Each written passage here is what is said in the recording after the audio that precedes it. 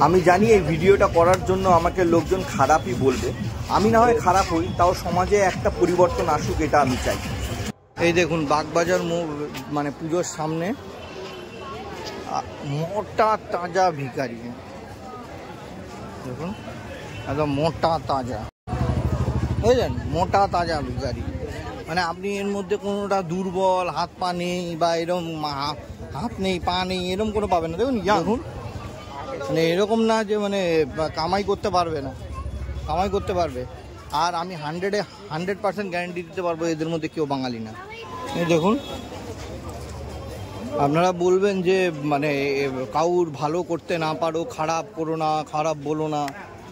তুমি বলো এই যে এটা দেখছো, এরা মনে হয় হাতে পায়ে অক্ষম কোনো রকমভাবে, তবে ভিক্ষা চাইছে কেন?